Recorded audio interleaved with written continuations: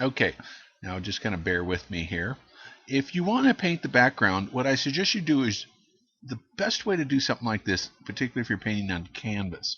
If you're painting on panel, it's not quite as easy to do this, but if you're painting on canvas, what I suggest you do is you go ahead and paint in everything you see, all the colors that you see, and the pattern like you see it.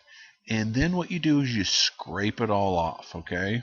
And make sure that you keep the darks dark enough in the background. Most people err in this and they don't keep the dark over on this left side dark enough, okay? So anyway, you paint the entire pattern, entire rug, and then you take the edge of your knife and you scrape it all off. And what that's going to do, it's going to blur everything.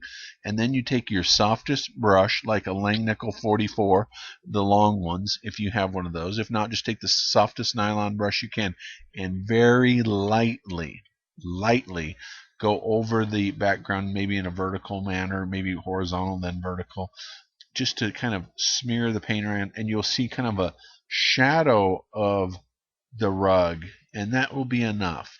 You don't want to sit there and have it so detailed that it takes attention away from the center of interest, which is going to be, we have kind of a triangular center of interest, and with this being the primary center of interest, this being a secondary, and maybe this being a tertiary center of interest, and we want enough tension between these three things so that we just don't quickly just get over the center of interest and be done with the painting. Okay? So, I think with that being said, we can move on to the next part. So the vase, then, if you're fairly new to painting, I would not try to put this pattern on. I would just do it completely as a black base, okay? And the way you would want to do this is use black with a little bit of ultramarine blue for the darkest part, and then add a little bit of white for this up plane here, because if you look at it, it is a little bit lighter here than it is down here. Not much, but it is slightly lighter. And even though you may not see it, it would probably be good to make it a little bit lighter. And a nice, rich, crisp highlight. And if you almost look, you almost can probably see a little bit of blue around the edge of the highlight because it is on north daylight. It's actually a compact fluorescent bulb, but it's to simulate north daylight.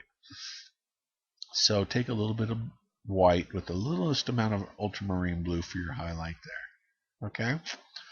Now when you paint the greenery, most people, and when I say most, I mean like 95% of the people, will paint the greenery too chromatically. What I mean is they use too intense of a green. So maybe start with an olive green, and to that add just a little bit of cad yellow deep, just to give a little bit of color. And if you need to add a little bit more color to that, add a little bit of Viridian or Phthalo green to it. And what I would do is I would maybe extend these leaves out a little bit over to here, making them darker, almost disappearing into the background here, and then maybe have one over here, because I think that would be a little bit better than just this little small grouping here. Okay, now let's move on to these three. Well, let's move on to the berries. The easiest way to paint these berries is first to put the branch in. Now what I would do is take a little bit